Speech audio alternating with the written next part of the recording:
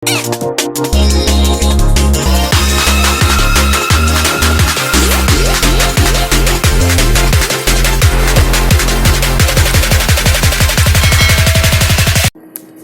Friends, మనం ఈ వీడియోలో శ్రీనివాస రామానుజం గురించి తెలుసుకుందాం. ఒక ప్రాథమిక పాఠశాలలో లెక్కల తరగతి జరుగుతున్నది. ఉపాధ్యాయుడు విద్యార్థులకు బాహారం గురించి బోధిస్తున్నాడు. పిల్లల్లో ఆసక్తి రేకెత్తించడానికి చిన్న ప్రశ్న వేశాడు ఉపాధ్యాయుడు. 3 విద్యార్థులకు 3 పండ్లను పంచితే ఒక్కొక్కరికి ఎన్ని పండ్లు వస్తాయి? ఇది ప్రశ్న. ఒక్కొక్కరికి ఒక్కటే జవాబు చెప్పారు విద్యార్థులు. కానీ ఒక విద్యార్థి మాత్రం నెమ్మదిగా లేచి, అయ్యా, ఒక సందేహం అన్నాడు. ఆవశ్యం, అడుగు అన్నాడు ఉపాధ్యాయుడు. ఆ కుర్రవాడు తన సందేహాన్ని ఇలా తెలియజేశాడు. అయ్యా, 0 కూడా ఒక సంఖ్యే కదా. అలాంటప్పుడు 0ను 0తో భాగిస్తే కూడా 0యే వస్తుందా? 0 పండ్లను 0 విద్యార్థులకు పంచితే ఒక్కొక్కరికి 1 పండు వస్తుందా? ఉపాధ్యాయుడు ఈ ప్రశ్న విని తెల్లబోయాడు. నిమిషం పాటు ఆయనకేం సమాధానం చెప్పాలో తోచలేదు. ఆ విద్యార్థి అడిగింది ఆకతాయి ప్రశ్న కాదు, గణితంలో ఎంతో లోతైన ప్రశ్న అది. విద్యా ప్రారంభంలోనే అలాంటి ప్రశ్న అడిగిన ఆ విద్యార్థిలో అరుదైన తెలివితేటలు కనిపించాయా ఉపాధ్యాయునికి. గణిత శాస్త్రజ్ఞులను అనేక దశాబ్దాలు ముప్పతిప్పలు పెట్టిన ప్రశ్నను అడిగాడు ఆ విద్యార్థి. ఆ ప్రశ్నకు సమాధానం కొందరు 0గానే తేల్చి చెప్పారు. మరికొందరు గణిత శాస్త్రజ్ఞులు యూనిటీ అని తేల్చారు. చివరికి ఆ ప్రశ్నకు సరైన సమాధానం ప్రాచీన భారతీయ గణిత శాస్త్రజ్ఞులు భాస్కరాచార్యులు చెప్పగలిగారు. 0ను 0తో విభజించినప్పుడు వచ్చే ఫలితం అనంతం అని ఆ ప్రశ్నకు ఆయన సమాధానం ఇచ్చారు. అలాంటి ప్రశ్నలు అడిగిన ఆ విద్యార్థి తరువాతి కాలంలో ప్రపంచ ప్రసిద్ధికెక్కిన గణిత శాస్త్రజ్ఞుడు శ్రీనివాస రామానుజన్. క్రీస్తుశకం 1887 డిసెంబర్ 22వ తేదీన శ్రీనివాస రామానుజం ప్రస్తుతం తమిళనాడు రాష్ట్రంలోని ఈరోడ్లో ఒక పేద వైష్ణవ కుటుంబంలో జన్మించాడు. ఆయన తండ్రి ఒక వస్త్ర వ్యాపారి దుకాణంలో గుమస్తాగా పనిచేసేవాడు. పేదరికం వలన రామానుజం విద్యాభ్యాసం సరైన రీతిలో సాగలేదు. అయినా రామానుజం యొక్క అసాధారణ ప్రతిభను గమనించిన అతని తండ్రి అతన్ని చదువుకోవడానికే ప్రోత్సహించాడు. శ్రీనివాస రామానుజన్ 1903లో మెట్రికులేషన్ పరీక్షలో ఉత్తీర్ణుడై కుంభకోణ పట్టణమందలి ప్రభుత్వ కళాశాలలో FA తరగతిలో చేరాడు. అప్పటికే ఆయన విశ్వవిఖ్యాతి నొందిన లోని రాసిన త్రికోణమితిని ఆపోసన పట్టాడు. కళాశాలలో చేరిన తర్వాత గ్రంథాలయం నుండి Carr's synopsis of elementary results in pure and applied mathematics అను గ్రంథము ఆయన హస్తగతమాయను.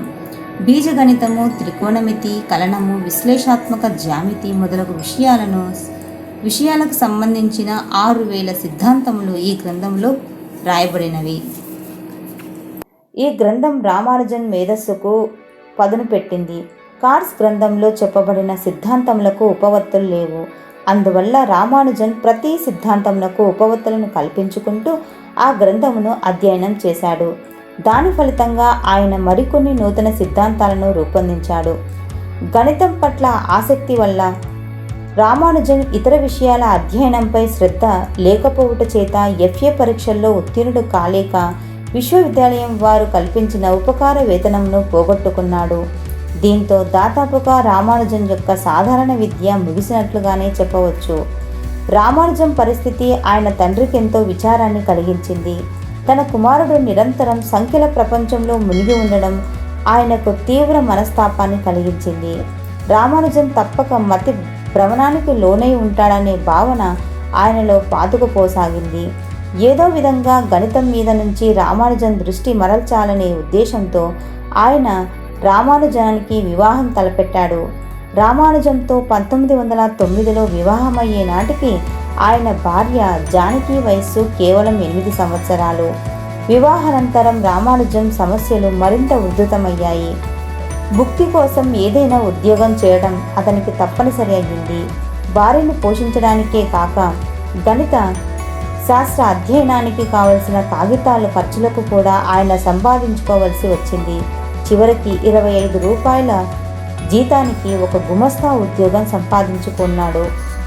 ఉద్యోగమునకు మినహా మిగిలిన సమయమంతా రామానుజన్ గణిత శాస్త్ర అధ్యయనానికే వినియోగించేవారు. ఆ కృషి వల్ల ఎన్నో కొత్త సిద్ధాంతాలను రామానుజన్ ప్రతిపాదించగలిగాడు. 1911లో మొదటిసారిగా రామానుజన్ పరిశోధనా వ్యాసం ఇండియన్ మ్యాథమెటికల్ సొసైటీ వారి పత్రికలో ప్రచురించబడింది. గణిత శాస్త్రాధ్యయనంలో ఆసక్తి గల కొందరు ఉపాధ్యాయులు, విద్యావేత్తలు రామానుజన్ ప్రతిభను గుర్తించి ఆయనకేదో విధంగా పూర్తి కాలము గణితాధ్యయనం చేయగల ఏర్పాటు చేసిరి.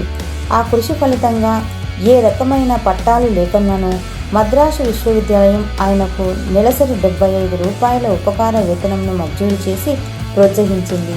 ఈ ఉపకార వేతనం వలన రామానుజన్ తన పూర్తి కాలాన్ని గణిత శాస్త్ర అధ్యయనం కోసం వినియోగించడానికి వీలైంది. ఈ కాలంలోనే ఆయన అనంత పరంపరలు, శృంఖలత, భిన్నములు, ప్రధాన సంఖ్యలో మొదలైన విషయాలకు సంబంధించిన అనేక వందల పేజీలు రాశాడు. కానీ రామానుజన్ సాధించిన ఫలితాలలోని క్లిష్టత, నవ్యతల వలన అందలి విషయాలను అర్థం చేసుకోగల ప్రమాణాలు గల పండితులు ఇక్కడ లేకపోవటం వల్ల రామానుజన్ పరిశోధనలకు అర్థం చేసుకోవడం సాధ్యపడలేదు. చివరికి 1918లో రామానుజన్ కేంబ్రిడ్జ్ విశ్వవిద్యాలయంకు చెందిన ప్రొఫెసర్ హార్టీకి తాను సాధించిన 120 సిద్ధాంతాలను పరిశీలన మరియు విమర్శకై పంపాడు. శ్రీనివాస రామానుజన్ మేధస్సును ప్రొఫెసర్ హార్టీ ఆయన అనుచరులు తక్షణం గుర్తించారు. వెంటనే ఆయనను అధ్యయనం కోసం కేంబ్రిడ్జ్ విశ్వవిద్యాలయంకు రావలసిందిగా ఆహ్వానించారు. ఆయన కేంబ్రిడ్జికి వెళ్ళడానికి కావలసిన ప్రయాణ ఖర్చులు, ఆ తరువాత అక్కడ నివసించడానికి అయ్యే ఖర్చులను, కావలసిన డబ్బును అన్నిటినీ కూడా వారే సమకూర్చారు. ఎట్టకేలకు 1914 ఏప్రిల్ 17వ తేదీన ఆయన ఇంగ్లాండ్కు ప్రయాణమయ్యారు. విపరీతమైన చలి, ఆహారపు అలవాట్లు ఇంగ్లాండ్లో ఆయనకు ప్రతికూలతలు సృష్టించాయి. స్వయం పాకంతో ఏదో రకంగా కాలం గడుపుకుంటూ ఆయన తన అధ్యయనాన్ని కొనసాగించారు. అంకెలతో ఆటలాడుకుని ఒక క్రమశిక్షణ లేని గణిత శాస్త్ర మేధావిగా ఆయనను హార్టీ గుర్తించాడు. అతని నైపుణ్యాన్ని క్రమబద్ధం చేయడం అతని మేధకు అడ్డుకట్ట వేయడమేనని గ్రహించిన హార్టీ ఆయనకు అన్ని ప్రోత్సాహ సహకారాలని అందజేశాడు. 1916లో రామానుజన్ ప్రతిభను గుర్తించి కేంబ్రిడ్జ్ విశ్వవిద్యాలయం ఆయనకు BA పట్టా ప్రదానం చేసింది.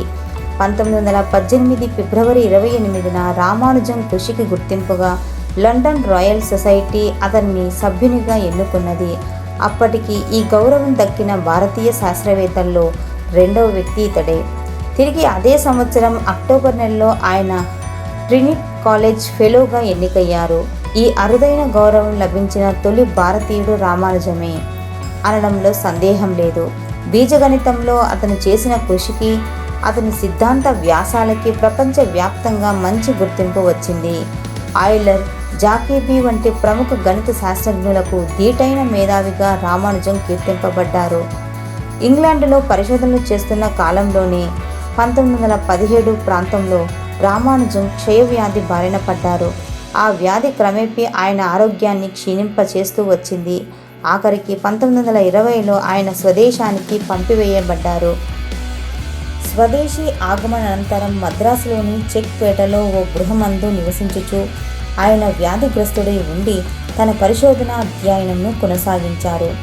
ఈ సమయంలోనే మద్రాసు విశ్వవిద్యాలయం వారు పరిశోధనాచార్య పదవిని సృష్టించి నియమించి గౌరవించారు. సరైన వైద్య సహాయం లభించినను ఆయన 1920 ఏప్రిల్ 26వ తేదీన పరమవదించారు. ఆయన పేర్కొన్న విషయములతో పాటు బీజగణితము, అవిభాజక సంస్కృతి, అవిభాజక సంఖ్యలు మొదలైన వాటిని గురించి ఆయన నిరంతరం పరిశోధన జరిపారు.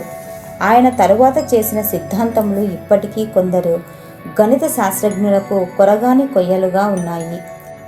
రామానుజన్ ప్రపంచ గణిత శాస్త్రవేత్తే కాక మంచి జ్యోతిష్య శాస్త్రవేత్త కూడా. ఆయన మంచి వక్తగా కూడా పరిగణింపబడ్డాడు. భగవంతుడు అనంతం అను విషయం ఆయనకెంతో ప్రియమైనది. ఆ విషయంపై ఆయన తరచూ ఉపన్యసించేవాడు. శ్రీనివాస రామానుజన్ కృషిని, అనన్య సామాన్య ప్రతిభకు గుర్తింపుగా ఆయన శతవార్షిక జన్మదినం 1987 డిసెంబర్ నెలలో జరుపుకున్నారు.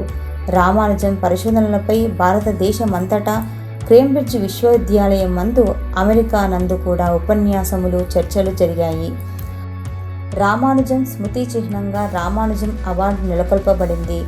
మద్రాసు వ్యాపారవేత్త శ్రీ అళగప్ప సెట్టియార్ ఆయన పేర ఒక గణిత శాస్త్ర అధ్యయన సంస్థను నెలకొల్పారు. మద్రాసు విద్యాలయం ఆధ్వర్యంన ఈ సంస్థ పనిచేస్తుంది. రామానుజం స్మృతికి చిహ్నంగా భారతీయ ప్రభుత్వం ఒక తపాలా బిళ్లను కూడా ముద్రించింది. మాతృదేశమునకు అఖండ కీర్తినార్జించి పెట్టిన గణిత శాస్త్రజ్ఞుడు శ్రీనివాస రామానుజన్.